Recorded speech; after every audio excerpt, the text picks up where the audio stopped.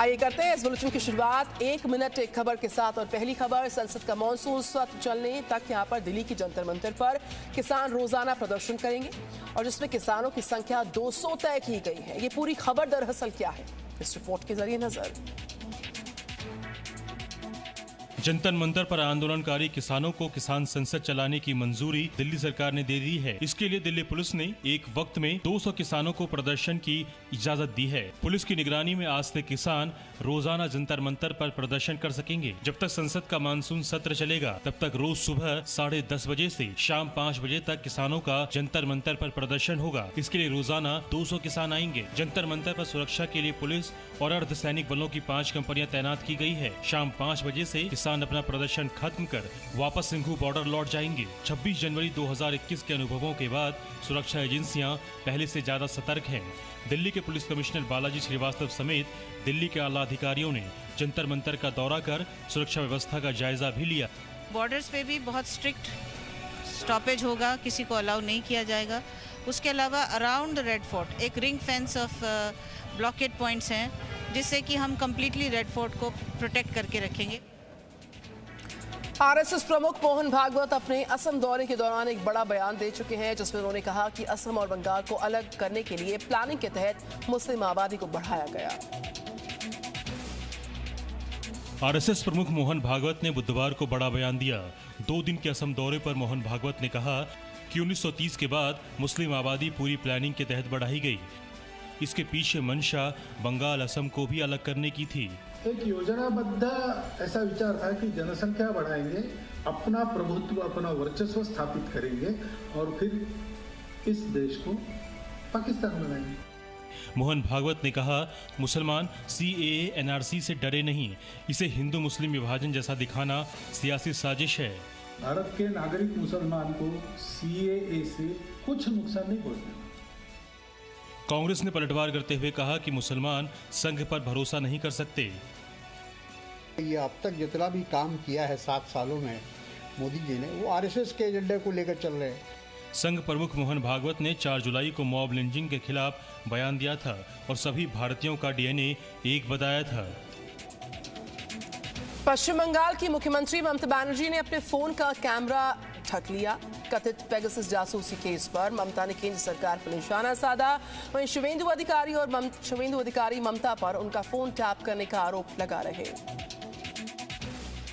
पश्चिम बंगाल की मुख्यमंत्री ममता बनर्जी ने केंद्र सरकार पर अपने फोन टैप करने का आरोप लगाया है।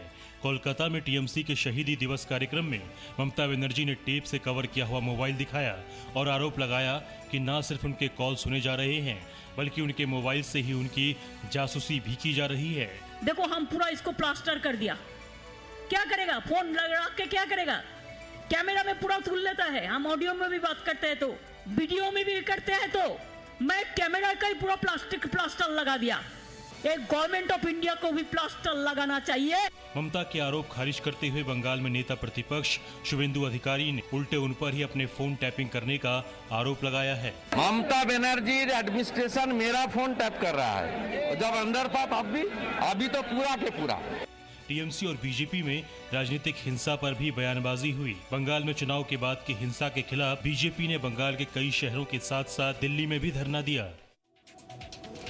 कांग्रेस नेता सचिन पायलट ने पेगासस जासूसी केस में इस पूरे मामले पर केंद्र सरकार पर निशाने साधे। पायलट ने पूछ लिया कि जब कुछ छिपाने को नहीं है आपके पास, तो फिर सरकार इसकी जांच से पीछे क्यों भाग रही। एक रिपोर्ट। पेगासस जासूसी मामले को लेकर कांग्रेस समेत तमाम विपक्षी पार्टियां केंद्र सरकार के खिलाफ हमलावर बनी हुई है। इस बीच कांग्रेस नेता सचिन पायलट ने भी केंद्र सरकार पर जमकर हमला बोला है। सचिन पायलट ने कहा कि लोग जानना चाहते हैं कि किस संस्था या व्यक्ति के जरिए अवैध तरीके से फोन हैकिंग की गई और सूचनाएं बटोरी गई या नहीं। कांग्रेस ने इसे लेकर देश भर में आंदोलन करने का भी ऐलान किया है। सचिन पायलट ने बुधवार को पेगासस जासूसी मामले की तुरंत निष्पक्ष जाँच की मांग की है। सचिन पायलट ने कहा है कि इस मामले की तह तक जाने की जरूरत है। उन्होंने कहा कि फ्रांस सरकार ने तो इस मामले की जांच के आदेश भी दिए हैं। पायलट के मुताबिक जवाबदेही तय करने के लिए तुरंत प्रभाव से निष्पक्ष जांच होनी चाहिए, फिर चाहे वो संयुक्त संसदीय कमेटी से हो, सुप्रीम कोर्ट की निगरानी में जांच की जाए ताकि सच्चाई सामने आए। पायलट ने इसे लोगों की निजता और संवैधानिक परंपराओं का हनन बताया और कहा कि इससे लोकतंत्र को कमजोर करने की कोशिश की गई। इससे सारे देशवासी विचलित हैं, आहत हैं। शशि थरूर की अगुवाई वाली संसदीय समिति ने 3 मंत्रालयों के अधिकारियों को पूछताछ के लिए बुला लिया है। सूत्रों के अनुसार 28 जुलाई को ये पूछताछ होने वाली है। पेगासस जासूसी मामले में आईटी मामलों की संसदीय समिति ने 3 मंत्रालयों के अधिकारियों को पूछताछ के लिए बुलाया है। सूत्रों के मुताबिक ये पूछताछ 28 जुलाई को होगी। शशि थरूर की अगुवाई वाली संसदीय समिति गृह मंत्रालय, आईटी और टेलीकॉम मंत्रालय के अफसरों से पूछताछ करेगी। अफसरों से फोन टैपिंग और पेगासस स्पाईवेयर पर सवाल किए जाएंगे। बैठक का एजेंडा नागरिक डेटा सुरक्षा और गोपनीयता रखा गया है। समिति में फोन टैपिंग की स्वतंत्र जांच की मांग उठ सकती है। समिति के अध्यक्ष शशि थरूर ने फोन टैपिंग के आरोपों को राष्ट्रीय सुरक्षा के लिए चिंता बताया है। इस बीच एनएसओ ग्रुप ने कहा है कि फोन टैपिंग पर वो सफाई नहीं देगा। एनएसओ ने बयान जारी करके कहा, बस बहुत हुआ, फॉरबिडन स्टोरीज की झूठी रिपोर्ट पर अब और सफाई नहीं देंगे। हमारा काम पेगासस टेक्नोलॉजी बनाना, बेचना, डेटा स्टोर करना है, जासूसी करना नहीं। इजराइल ने आरोपों को देखने के लिए टास्क फोर्स का गठन किया है। तो मुंबई में राज कुंद्रा 5 ऑफिसर्स पर, उनके 5 ऑफिसर्स पर, इन 5 दफ्तरों पर मुंबई पुलिस की क्राइम ब्रांच ने छापेमारी की, जिसमें पुलिस को कई सारे वीडियोस, पॉर्न मटेरियल कंप्यूटर पर मिले हैं, जिसको जब्त किया गया। जी न्यूज के हाथ लगे ये दस्तावेज बता रहे हैं कि हॉट हिट डिजिटल प्लेटफॉर्म पर पॉर्न मूवीज डालकर किस तरह रोजाना लाखों की कमाई की जाती थी। पुलिस ने इन मामलों में रोबा उर्फ यास्मीन खान को गिरफ्तार किया है। मुंबई क्राइम ब्रांच ने कैनरिन कंपनी के सीईओ प्रदीप बख्शी को वांटेड आरोपी बताते हुए लुकआउट नोटिस जारी किया है। प्रदीप बख्शी लंदन में रहकर पोर्नोग्राफी कंटेंट अपलोड कर रहा था। सूत्रों के मुताबिक क्राइम ब्रांच राज कुंद्रा और उनकी कंपनी व्यान से जुड़े करीब 13 बैंक अकाउंट्स का फॉरेंसिक ऑडिट कर सकती है। वहीं राज कुंद्रा से जुड़े मामले में मुंबई पुलिस ने अब तक करीब 7 करोड़ 31 लाख की रकम अलग अलग लोगों के बैंक खातों में फ्रीज की है। जी न्यूज के पास इसकी भी एक्सक्लूसिव जानकारी है। बड़ी रकम हर दिन के हिसाब से इस तरह की जो ओटीटी प्लेटफॉर्म्स हैं, इनके जरिए कमाई जाती हैं अलग अलग शक्ल में। इसके अलावा पुलिस हॉटशॉट ऐप से जुड़े वित्तीय लेन देन की जांच भी कर रही है, जिसमें और भी कई चौंकाने वाले खुलासे हो सकते हैं। अमेरिका के सेंटर फॉर ग्लोबल डेवलपमेंट ने अपनी स्टडी में भारत में कोरोना की वजह से 49 लाख तक मौतें होने का अनुमान लगाया। स्टडी ने इसे आजादी और बंटवारे के बाद सबसे बड़ी त्रासदी करार दिया। एक रिपोर्ट।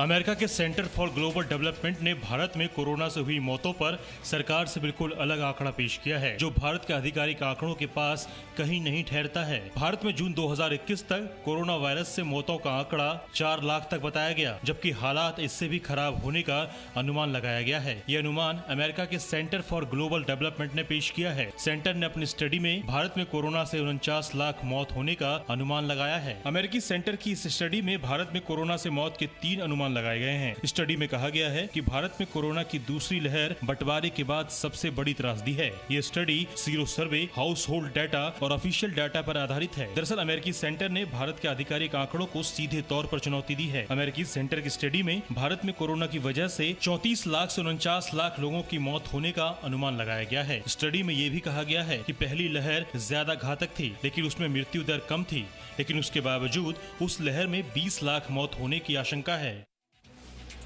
कोरोना के संक्रमण को लेकर WHO ने अपनी चिंता को जता दिया। WHO के अनुसार बीते 1 सप्ताह में कोरोना संक्रमण के केसेस 12% की उनमें बढ़ोतरी दर्ज हुई है, जो कि ठीक बात नहीं है। एक रिपोर्ट पर नजर। कोरोना संक्रमण को लेकर विश्व स्वास्थ्य संगठन ने चिंता जताई है। विश्व स्वास्थ्य संगठन के मुताबिक पिछले 1 हफ्ते में कोरोना संक्रमण के मामलों में 12% की बढ़ोतरी हुई है। विश्व स्वास्थ्य संगठन ने इसे लेकर कोरोना से जूझ रहे देशों के लिए वार्निंग सिग्नल भी जारी किया है।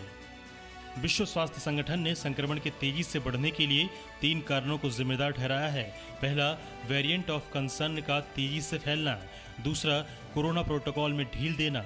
तीसरा, दुनिया में वैक्सीनेशन की रफ्तार कहीं कम तो कहीं तेज होना। विश्व स्वास्थ्य संगठन के मुताबिक 1 हफ्ते में जिन देशों में कोरोना के सबसे ज्यादा मरीज मिले हैं, उसमें इंडोनेशिया में सबसे ज्यादा 1 हफ्ते में 44% नए केस बढ़े हैं। दूसरे नंबर पर ब्रिटेन है, जहां 1 हफ्ते में 41% की बढ़ोतरी हुई है। तीसरे नंबर पर ब्राजील है, जहां 14% केस बढ़े हैं। हालांकि भारत में नए केस में 8% की कमी दर्ज हुई है। महाराष्ट्र का बड़ा हिस्सा इन दिनों भारी बरसात की मार को झेल रहा है। पुणे के लिए मौसम विभाग ने अगले 48 घंटे काफी अहम करार दिए और इसी तरह मुंबई, ठाणे, पालघर जिले भी लगातार बरसात से परेशान हैं। मौसम विभाग ने आज मुंबई, ठाणे और पालघर में तेज बारिश होने का अनुमान लगाया है। मौसम विभाग का कहना है कि मुंबई, ठाणे और पालघर के कुछ इलाकों में मूसलाधार बारिश हो सकती है। मौसम विभाग ने आज के लिए तीनों जिलों के लिए ऑरेंज अलर्ट जारी किया है। वहीं बुधवार को मुंबई अहमदाबाद हाईवे पर गाड़ियों की 2 किलोमीटर लंबी कतार लग गई। वसई के वर्सोवा पुल के पास लंबा ट्रैफिक जाम होने से लोग घंटों ट्रैफिक जाम में फंसे रहे। सड़कों पर पानी भरने से परेशान लोगों ने कल्याण में पानी में बैठकर डोंबिवली महानगर पालिका के खिलाफ नारेबाजी की। लगातार बारिश और नालियों की सफाई नहीं होने की वजह से सड़कों का हाल बेहाल है, जिससे गुस्साए लोगों ने पानी में बैठकर आंदोलन किया। नाला सोपारा में सड़कें 1 से 1.5 फुट तक पानी में डूबी हैं, जिससे लोगों को काफी परेशानी का सामना करना पड़ रहा है। लेकिन वसई विरार महानगर पालिका की तरफ से पानी निकालने की कोई कोशिश नहीं की गई है। मुंबई को पानी सप्लाई करने वाली झीलों में 2,44,652 मिलियन लीटर पानी और जमा हो गया है। अब 7 झीलों में जल स्तर कुल 5,31,734 मिलियन लीटर हो गया है। हिमाचल प्रदेश और उत्तराखंड में हो रही लगातार बरसात ने हालात पूरी तरह से बिगाड़ दिए। लैंडस्लाइड हो रहे हैं तो कहीं पर सड़क बह गई, सड़क दरक रही है। एक रिपोर्ट। पिछले 3 दिन से हिमाचल उत्तराखंड में लगातार बारिश हो रही है, जिसकी वजह से लैंडस्लाइड हो रही है और लोगों को काफी परेशानियां उठानी पड़ रही हैं। तस्वीर हिमाचल प्रदेश के सिरमौर की है, जहां सोलन स्टेट हाईवे पर भारी बारिश के बीच ट्रक फंस गया है।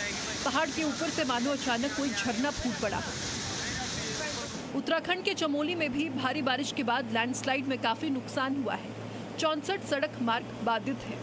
बद्रीनाथ राष्ट्रीय राजमार्ग पर कई जगह लैंडस्लाइड हुआ है, जबकि बारिश की वजह से ऋषिगंगा, धौलीगंगा, अलकनंदा, मंदाकिनी का जलस्तर बढ़ा हुआ है। वहीं मध्य प्रदेश के छिंदवाड़ा से एक तस्वीर ऐसी भी आई है। उफनते नाले के बीच राज्य मंत्री की कार फंस गई। अनुसूचित जाति आयोग के सदस्य गुरुचरण खरे नागपुर जा रहे थे, जिस दौरान उनकी गाड़ी पानी में फंस गई। बाद में दूसरी गाड़ी की मदद से खींचकर राज्य मंत्री की कार को बाहर निकाला गया। G20 सम्मेलन में आज भारत पर्यावरण मंत्रियों की बैठक में हिस्सा लेने वाला है। 2 दिन तक चलने वाले इस सम्मेलन का थीम है गृह, लोक और समृद्धि। आज होने जा रहे G20 के 16वें सम्मेलन में भारत पर्यावरण मंत्रियों की बैठक में हिस्सा लेगा। पर्यावरण मंत्रालय ने बुधवार को एक ट्वीट में कहा कि केंद्रीय पर्यावरण मंत्री भूपेंद्र यादव इस 2 दिवसीय बैठक में पर्यावरण राज्य मंत्री अश्विनी चौबे और वरिष्ठ अधिकारियों के साथ डिजिटल माध्यम से शामिल होंगे। ट्वीट में कहा गया है कि भारत आज G20 देशों के पर्यावरण मंत्री स्तर की बैठक में डिजिटल माध्यम से हिस्सा लेगा। भारतीय प्रतिनिधि मंडल का नेतृत्व केंद्रीय पर्यावरण मंत्री भूपेंद्र यादव करेंगे और जिसमें राज्य मंत्री अश्विनी चौबे, पर्यावरण एवं वन और जलवायु परिवर्तन मंत्रालय के वरिष्ठ अधिकारी भी शामिल होंगे।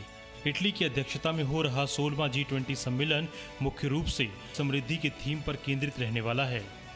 भारत पर्यावरण सुधार के लिए संयुक्त राष्ट्र के बैनर तले 2015 में हुए पेरिस समझौते का हस्ताक्षरी सदस्य है। इस समझौते का मकसद दुनिया में कार्बन और जहरीली गैसों का उत्सर्जन कम करना है। Presenting B News app, available on Google Play and App Store. Download it now.